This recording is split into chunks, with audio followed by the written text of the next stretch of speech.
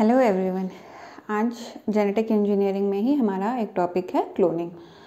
तो देखते हैं क्लोनिंग क्या है। तो सबसे पहले देखते हैं क्लोन। क्लोन मतलब क्या होता है। क्लोन एक ग्रीक वर्ड से लिया गया है क्लेविन। क्लेविन का इंग्लिश में मीनिंग होता है ट्विग। ट्विग क्यों नाम दिया गया, जैसे कि अगर आप कोई प्लांट है, ठीक है, और आप चाहते हैं कि आप उसके जैसा दूसरा प्लांट बनाएं, तो आप क्या करते हो, उसमें से एक ट्विग तोड़ के आप दूसरी जगह उसको उगाते हैं, तो आपको वैसा ही जेनेटिकली सिमिलर प्लांट आपको मिल जाता है। तो क्लोन का मतलब भी यही है।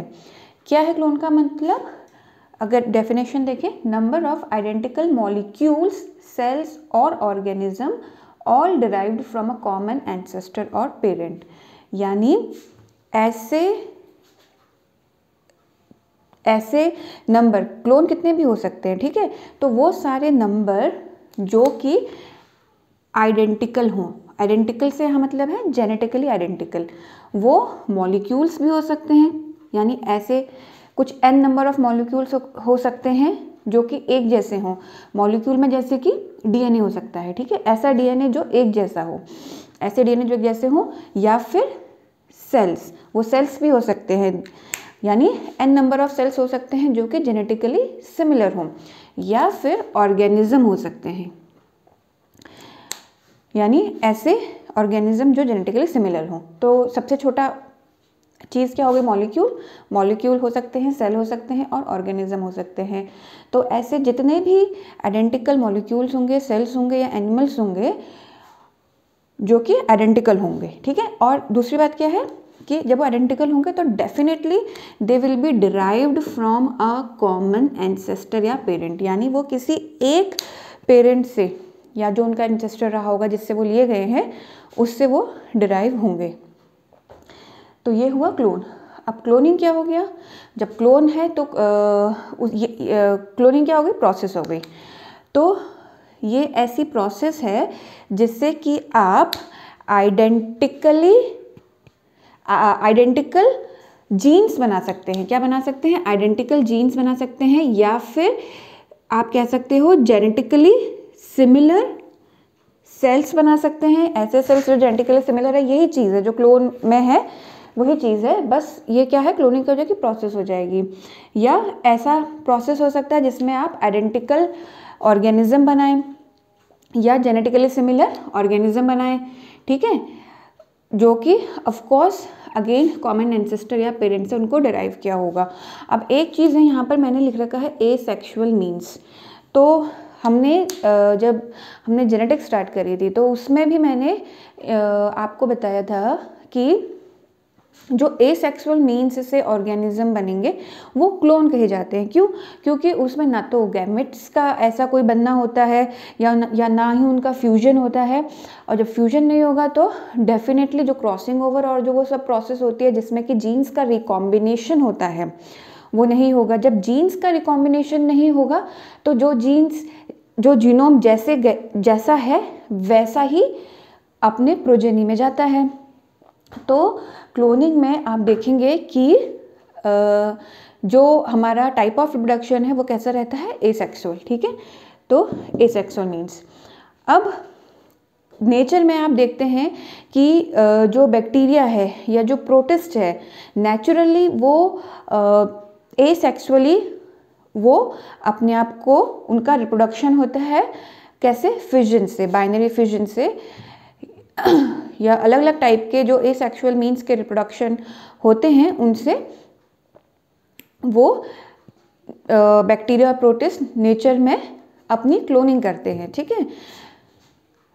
यानी जो उनकी प्रोजेनी है बैक्टीरिया प्रोटिस्ट, जो प्रोटिस्ट हैं उनकी जो प्रोजेनी है वो क्या है, एक तरीके के क्लोन्स हैं। अब हम देखेंगे टाइप्स ऑफ क्लोनिंग। तो क्लोनिंग 3 टाइप की हो सकती है, gene cloning, cell cloning, animal cloning. यहाँ भी हमने पढ़ा था जीन जैसे कि मॉलिक्यूल, जैसे हमने पढ़ा था कि डीएनए। दूसरा हमने पढ़ा था कि सेल्स भी हो सकते हैं क्लोन, और या पूरा का पूरा ऑर्गेनिज्म हो सकता है, ठीक है। तो पहले देखते हैं जीन क्लोनिंग। जीन क्लोनिंग क्या है, it is a technique of obtaining clones of a DNA fragment या ऑफ अ डीएनए फ्रेगमेंट, और इसी डीएनए फ्रेगमेंट को हम जीन भी बोलते हैं, ठीक है। तो ये ऐसी टेक्निक है जिसमें हम किसी जीन के या किसी डीएनए फ्रेगमेंट के आइडेंटिकल कॉपीज़ हम क्या करते हैं, बनाते हैं। ठीक है, तो जीन क्लोनिंग में क्या चीज़ होगा, इसमें कुछ स्टेप्स इन्वॉल्व होंगे। पहला तो है कि जो भी आपका डिज़ायर्ड डीएनए है उसको आप लोगे, यानी breaking of desired piece of DNA. ठीक है, तो जो भी आपका डिज़ायर्ड डीएनए जहाँ से आप लेना चाहते हो कि हाँ ये मुझे पर्टिकुलर जीन का सेगमेंट या डीएनए चाहिए, तो आप उसको उतना पर्टिकुलर सेगमेंट आप तोड़ के लोगे। दूसरे में आप क्या करोगे, जो ये आपका डिज़ायर्ड डीएनए सेगमेंट आपने लिया, आप पूरा का पूरा जीनोम नहीं यूज़ कर रहे हो, आप आपको ऐसे लगा कि हाँ ये पर्टिकुलर जीनोम है या ये पर्टिकुलर क्रोमोसोम है या ये पर्टिकुलर डीएनए है, इसका मुझे इतना पीस चाहिए, तो उस पीस को आप फर्स्ट स्टेप में आपने अपने पास रख लिया ब्रेक करके अपने बाकी के पूरे क्रोमोसोम से या डीएनए से। उसके बाद आप क्या करोगे, इसको इंसर्ट करोगे किस में, किसी self replicating piece of DNA. उसके बाद आप ये जो आपका डिज़ायर्ड डीएनए है इसको आप इस दूसरे डीएनए के साथ, और ऐसा डीएनए पीस ऑफ डीएनए आप लेंगे किसी ऐसी चीज़ का जो कि सेल्फ रेप्लिकेट कर सकता है। इसमें जनरली हम प्लाज्मिड्स यूज़ करते हैं जो कि एक्स्ट्रा न्यूक्लियर डीएनए होता है, या फिर हम बैक्टीरियोफेज यूज़ करते हैं। ठीक है, यानी वायरसेस विच इन्फेक्ट बैक्टीरिया। ठीक है, तो इसको आप क्या करोगे, इसके साथ इंसर्ट कर लोगे। और कैसे करोगे, with the help of recombinant DNA technology, जो हम पढ़ चुके हैं, रिकॉम्बिनेंट डीएनए टेक्नोलॉजी। ठीक है, तो रिकॉम्बिनेंट डीएनए टेक्नोलॉजी के हेल्प से आप इन दोनों अलग अलग टाइप के डीएनए को क्या करेंगे, फ्यूज़ करा लेंगे। उसके बाद क्या करेंगे आप, जो ये प्लाज्मिड होगा या ये जो बैक्टीरियोफाज है, थर्ड स्टेप में आप इस प्लाज्मिड या बैक्टीरियोफाज को आप क्या करोगे, किसी बैक्टीरिया के अंदर आप इसको डाल दोगे। तो बैक्टीरिया के अंदर आप डाल देंगे तो क्या होगा कि जैसे जैसे बैक्टीरिया रेप्लिकेट करेगा, तो ये जो आपका रिकॉम्बिनेंट डीएनए बना, जिसको हम आरडीएनए से रिप्रेजेंट कर रहे हैं, अब रिकॉम्बिनेंट डीएनए कैसे बना था, जो आपको डीएनए चाहिए था उसको आपने दूसरे डीएनए के साथ उसको ज्वाइन किया तो रिकॉम्बिनेंट डीएनए बना। उसके बाद आपने इस रिकॉम्बिनेंट डीएनए को किसी बैक्टीरिया के अंदर डाल दिया। अब जैसे जैसे बैक्टीरिया रेप्लिकेट करेगा, वैसे वैसे जैसे जैसे बैक्टीरिया का डिवीजन होगा, यानी वो रेप्लिकेट करेगा, वैसे वैसे आपका रिकॉम्बिनेंट डीएनए भी क्या करेगा, उसके साथ साथ रेप्लिकेट करता जाएगा। अब बैक्टीरियोफाज में एक एडवांटेज है, वो क्या है कि हमने देखा था कि जब बैक्टीरियोफाज किसी बैक्टीरिया के अंदर जाता है, तो वो जब उसके अंदर आके उसकी मशीनरी को पूरा लाइटिक और लाइसोजेनिक साइकिल्स हमने पढ़ी थी, तो वो उसके अंदर बहुत सारी अपनी कॉपीज़ बना देता है। एक ही बैक्टीरिया के अंदर बहुत सारी कॉपीज़ बन जाएंगी बैक्टीरियोफाज की। ठीक है, अब जब उस पर्टिकुलर बैक्टीरियोफाज की आपको ज़्यादा कॉपीज़ मिलेंगी, तो डेफिनेटली आपको जो रिकॉम्बिनेंट डीएनए है, यानी जो डिजायर्ड सेगमेंट ऑफ डीएनए आपको है, उसकी भी आपको मल्टीपल कॉपीज़ मिल जाएंगी एक ही बैक्टीरिया से। लेकिन प्लाज्मिड के केस में क्या है कि जब बैक्टीरिया 1 से 2 होगा, उसी केस में जो प्लाज्मिड है वो भी उसी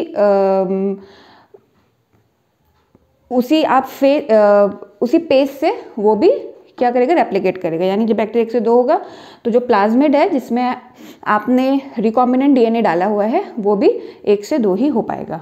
ठीक है, तो ये था जीन क्लोनिंग। अब बात करते हैं सेल क्लोनिंग की। सेल क्लोनिंग क्या है, ये एक ऐसी टेक्निक है जिसमें कि आप जेनेटिकली आइडेंटिकल सेल्स को बनाते हैं, जेनेटिकली आइडेंटिकल सेल्स बनाते हैं। ऑफ कोर्स उनका जो और वो आप सेल्स कहाँ से बनाएंगे, किसी एक पर्टिकुलर सेल से, जो कि एज अ पेरेंट या एज अ एंसेस्टर आप कह सकते हैं यूज़ होगा। तो ये क्यों होता है? क्योंकि सेल्स में एक बहुत यूनिक प्रॉपर्टी होती है टोटीपोटेंसी की। आपने ये वर्ड सुना होगा टोटीपोटेंसी। टोटीपोटेंसी क्या होती है? It is the ability of a plant और animal cell to undergo division and differentiation to form a complete plant और एनिमल। टोटीपोटेंसी वो एबिलिटी होती है किसी भी सेल की, जो प्लांट या एनिमल सेल हो सकता है, कि वो अपने आप को डिवाइड कर सके और डिफ्रेंशिएशन कर सके, जिससे कि वो एक कंप्लीट प्लांट या एनिमल प्रोड्यूस कर सकता है। समझते हैं इसे क्या होता है कि डिवीजन तो समझ में आ गया होगा। डिवीजन मतलब 1 से 2 होना, 2 से 4 होना, 4 से 8 होना, ठीक है। डिफ्रेंशिएशन का क्या मतलब है? डिफ्रेंशिएशन का मतलब ये है कि जो भी सेल्स बनेंगे आगे जाके वो अपने अपने वर्क्स करें, अपना अपना काम करेंगे, अपना अपना वर्क करेंगे, ठीक है।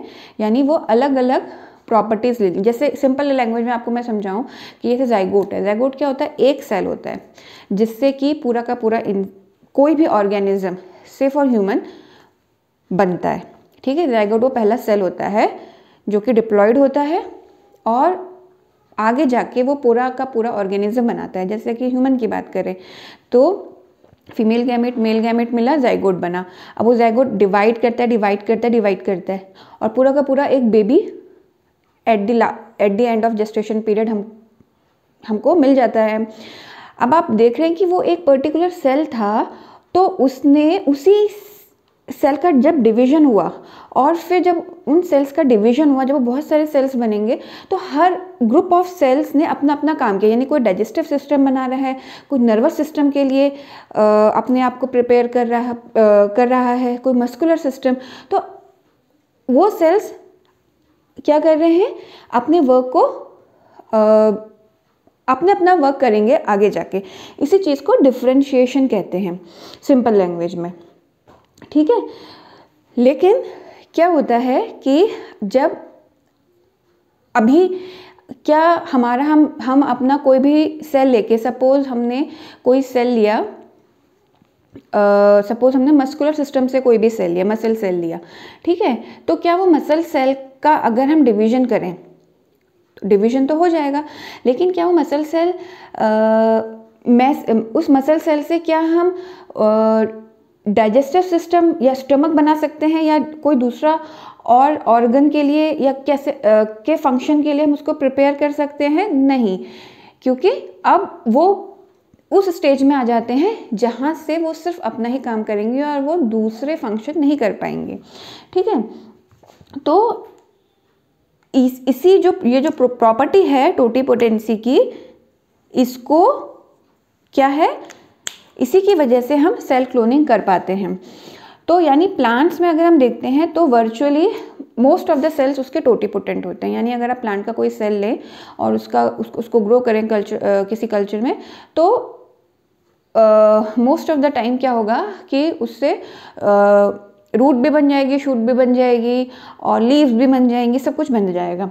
लेकिन एनिमल्स के केस में ऐसा नहीं होता है। एनिमल्स के केस में ऐसा नहीं है कि मैंने अपने सेल ले लिए स्टमक से और मैं सोचूं कि ये जो सेल हैं ये मुझे आगे जाके पूरा का पूरा एक ऑर्गेनिज्म या मेरे जैसा एक दूसरा बंदा वहाँ पर खड़ा कर दे, ऐसा नहीं होगा, ठीक है। एनिमल के केस में सिर्फ ज़ाइगोट जो कि 2n होता है और जो अर्ली एम्ब्रियोनिक सेल्स हैं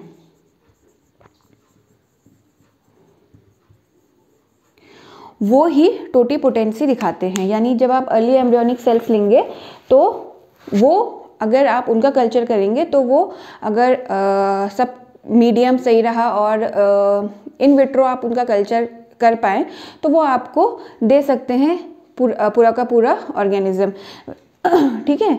या फिर आपने अर्ली एम्ब्रियोनिक सेल्स लिए और आपने उनको कहीं इन वीवो रखा, कहीं और आपने किसी भी ऑर्गेनिज्म के को डेवलप आप करना चाहते हैं और आपने उसके अर्ली एम्ब्रियोनिक सेल्स लिया, उसको इन वीवो रखा, मीन्स आपने उसको कहीं किसी सरोगेट मदर को ट्रांसप्लांट किया, तो वहाँ से वो पूरा का पूरा ऑर्गेनिज्म बन सकता है, ठीक है। लेकिन इसके अलावा आप जब डिफ्रेंशिएशन हो जाता है एनिमल्स के केस में, तो आप उन सेल्स से आप पूरा का पूरा ऑर्गेनिज्म डेवलप नहीं कर सकते हैं। जैसे आपने स्टेम सेल्स सुनेंगे, स्टेम सेल्स क्यों इंपॉर्टेंट है? क्योंकि स्टेम सेल्स में टोटिपोटेंसी की पावर रहती है, करेक्ट। वो अपनी टोटिपोटेंसी को उन्होंने नहीं खोया होता है, इसलिए स्टेम सेल्स इंपॉर्टेंट होते हैं, ठीक है। तो ये हो गई सेल क्लोनिंग। एनिमल क्लोनिंग क्या होती है? एनिमल क्लोनिंग बहुत ज़्यादा डिफिकल्ट है। क्यों? क्योंकि एनिमल जो सेल्स हैं वो गैस्ट्रुला जो स्टेज है, जो आपने पढ़ी होगी, जो गैस्ट्रुला स्टेज होती है, वहाँ तक जब एम्ब्रियो पहुँचता है तो वो अपनी टोटिपोटेंसी को क्या कर देता है? ख़त्म कर देता है, ठीक है। तो एनिमल सेल्स गैस्ट्रुला स्टेज में आने पर अपनी टोटिपोटेंसी क्या कर देते हैं? ख़त्म कर देते हैं। इसीलिए एनिमल क्लोनिंग थोड़ी सी क्या है? डिफ़िकल्ट होती है, ओके। लेकिन अगर हम अर्ली एम्ब्रियोनिक टिश्यू लें, यानी अर्ली एम्ब्रियोनिक सेल्स लें, या फिर आप कह सकते हो स्टेम सेल्स जो हैं, और या फिर हम एक और सेल्स ले सकते हैं, ट्यूमर सेल्स।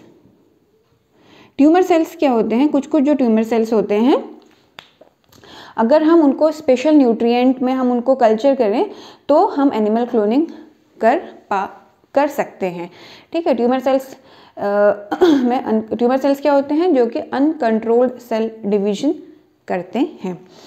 अब एनिमल क्लोनिंग के एग्जाम्पल्स और जेनेटिक, आप कह सकते हो एनिमल क्लोनिंग और जेनेटिक इंजीनियरिंग के एग्जाम्पल्स में आगे आपके animal tissue culture, somatic cell fusion, cell cloning, transgenic animals, और इनके कुछ एग्जाम्पल्स अब हम देखेंगे।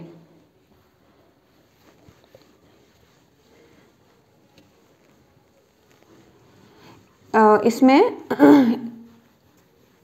कुछ इम्पॉर्टेंट चीज़ें या टर्म्स आप कह सकते हो, इनके एग्जाम्पल्स के थ्रू हम समझने की कोशिश करेंगे। तो पहला तो है हेला सेल्स। हेला ये क्या है? ये बेसिकली सेल लाइन्स हैं जो कि एक लेडी थी उनसे ली गई, हेनरिटा लैक्स।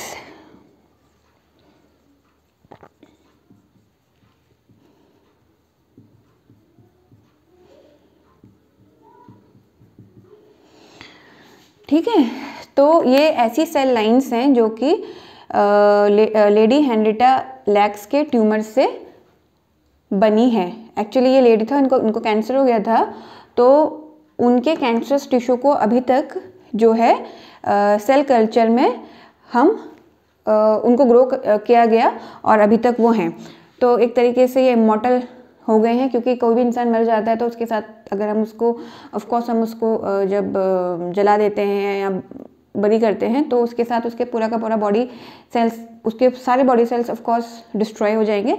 लेकिन लेडी हेनरिटा लैक्स के जो ट्यूमर हुआ था उससे उनका कल्चर किया गया और अभी तक उन सेल लाइंस को हमारे पास हैं और इन्हीं को हेला सेल्स बोलते हैं।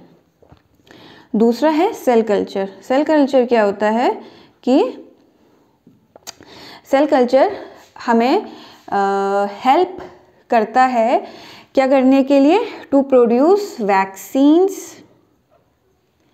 एंजाइम्स, हॉर्मोन्स या मोनोक्लोनल एंटीबॉडीज। ठीक है, तो सेल कल्चर से हम ये तीन चीज़ें क्या कर सकते हैं? इनको यूज़ किया जाता है इन सबको प्रोड्यूस करने के लिए। उसके बाद है ऑर्गन कल्चर। ऑर्गन कल्चर, इसमें बेसिकली पिग्स जो हैं उनको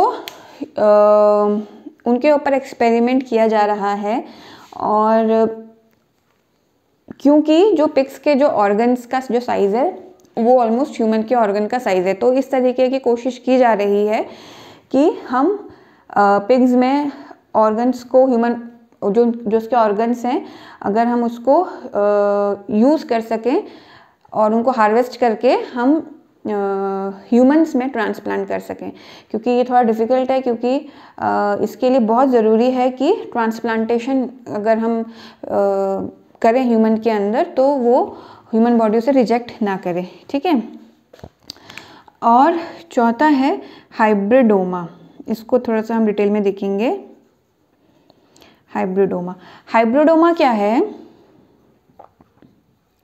ये होते हैं फ्यूज्ड सेल्स, यानी हम इसमें एक से ज़्यादा सेल को क्या कर रहे हैं, मिला रहे हैं, ठीक है। Fused cells which are formed due to fusion of two types of cells. तो ऐसे हाइब्रिडोमा क्या हुआ? हाइब्रिडोमा वो सेल हुआ, वो फ्यूज्ड सेल हुए जिनको कि हम दो अलग अलग टाइप के सेल के फ्यूजन से हम बनाते हैं। तो इसमें जो दो टाइप के सेल यूज़ होते हैं, एक होते हैं ट्यूमर सेल, और हम कौन सा ट्यूमर स्पेसिफिकली हम यूज़ करते हैं? Myeloma cell. यानी माइलोमा क्या होता है? बोन मैरो का जो ट्यूमर होता है उसके ट्यूमर सेल्स को यूज़ करते हैं, ठीक है। और दूसरे सेल जो हम यूज़ करते हैं वो होते हैं बी लिम्फोसाइट्स। बी लिम्फोसाइट्स क्या होते हैं? ये एंटीबॉडी प्रोड्यूसिंग सेल्स हैं, ठीक है। तो हम हाइब्रिडोमा सेल में, यानी जो हाइब्रिडोमा जो हमारे सेल्स होंगे उनमें दो फीचर होंगे, ट्यूमर सेल का फीचर भी होगा या और बी लिम्फोसाइट का फीचर भी, या उसकी एडवांटेज या उसकी एबिलिटी भी होगी। तो ट्यूमर सेल का क्या है कि ट्यूमर सेल, आपको पता है कि ट्यूमर सेल इनफाइनाइटली वो ग्रो या मल्टीप्लाई कर सकते हैं। दे कैन ग्रो और मल्टीप्लाई इन डेफिनेटली, ठीक है। इनफाइनेटली वो किसी भी कल्चर में लगा, क्योंकि ट्यूमर सेल की ही ट्यूमर का मतलब क्या होता है कि ऐसा सेल जिसमें अनकंट्रोल्ड सेल डिवीजन हो रहा है, होते रह रहा है, ठीक है। तो इसी प्रॉपर्टी को हम यहाँ पर यूज़ कर रहे हैं ट्यूमर सेल की। और बी लिम्फोसाइट का क्या है कि ये हमें प्योर एंटीबॉडी देगा। प्योर एंटीबॉडी मतलब एक ही टाइप की एंटीबॉडी, यानी सिंगल, प्योर से मतलब है सिंगल टाइप की एंटीबॉडी। तो क्या हो रहा है, अब जो हाइब्रिडोमा सेल है, जो हमारा फ्यूज्ड सेल है, उसके पास दो प्रॉपर्टीज आ गई कि वो एक तो एक ही टाइप की एंटीबॉडी बनाएगा, और दूसरा वो इनडेफिनेटली ग्रो या मल्टीप्लाई कर सकता है, ठीक है। तो इसीलिए हम जो हाइब्रिडोमा है या जो हाइब्रिडोमा टेक्नोलॉजी है उसको हम मोनोक्लोनल एंटीबॉडी बनाने के लिए यूज़ करते हैं। मोनोक्लोनल एंटीबॉडी से क्या मतलब है? मोनोक्लोनल एंटीबॉडी से मतलब है सिंगल टाइप की एंटीबॉडी, ठीक है। तो जो ये बी सेल्स हैं ये एक ही टाइप की एंटीबॉडी बनाएंगे। एक ही टाइप का मतलब जो आपने एंटीजन डाला है सिर्फ उसी के अगेंस्ट, मोनोक्लोनल एंटीबॉडी, ठीक है। और क्योंकि ये कैंसर सेल्स हैं, माइलोमा सेल्स हैं, तो क्या है कि ये बहुत ज़्यादा नंबर में आपको मोनोक्लोनल एंटीबॉडी मिलेगी, क्योंकि वो इनडेफिनेटली या इनफाइनाइटली वो ग्रो या मल्टीप्लाई करेंगे। अब इसी में हम देखते हैं कि कैसे होगा। अब इसी प्रोसेस को, जो हाइब्रिडोमा हम बना रहे हैं, तो हाइब्रिडोमा बनाने की प्रोसेस को हम हाइब्रिडोमा टेक्नोलॉजी बोलेंगे, ठीक है। यानी हाइब्रिडोमा टेक्नोलॉजी क्या हो गई? प्रोसेस ऑफ प्रोड्यूसिंग हाइब्रिडोमा, यानी हाइब्रिड सेल्स, ठीक है। by fusing an antibody producing B cell and a cancerous cell, that is the myeloma cell। अब कैसे, इन शॉर्ट हम देखते हैं कि कैसे हम ये अचीव करेंगे। जब आप अगर हायर क्लासेस कॉलेज में अगर आप जाएंगे तो वहाँ पर ये सारे टर्म्स बहुत डिटेल में आपको पढ़ने को मिलेंगे,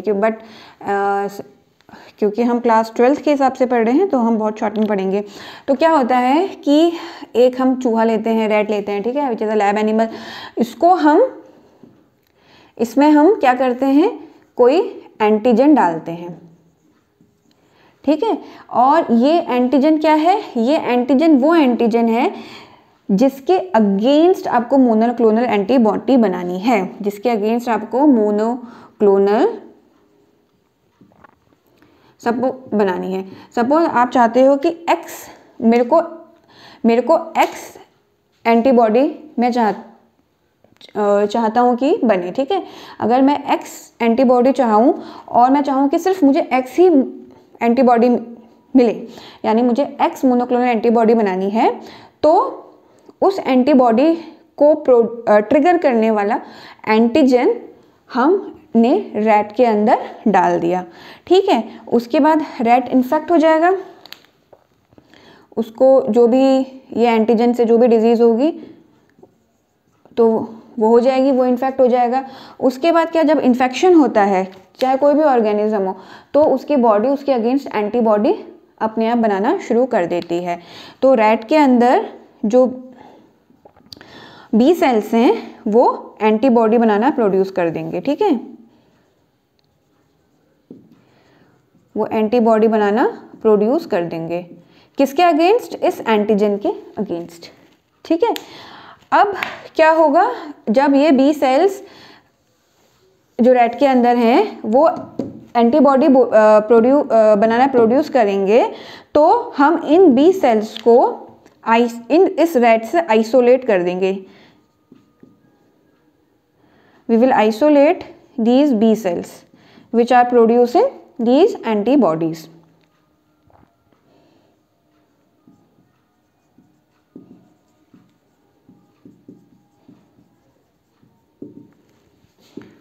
ठीक है। उसके बाद इन बी सेल्स को हम क्या करेंगे, हम इनको माइलोमा सेल्स, क्योंकि ये बी सेल्स को तो ट्यूमर है नहीं ना, ये ट्यूमर सेल नहीं है, ये तो एक लिमिटेड अमाउंट में अपने आप को डिवाइड कर पाएंगे, है ना। तो हम इनको माइलोमा सेल्स के साथ हम इन बी सेल्स को फ्यूज कर देंगे, इनका हम फ्यूजन कर देंगे, ठीक है।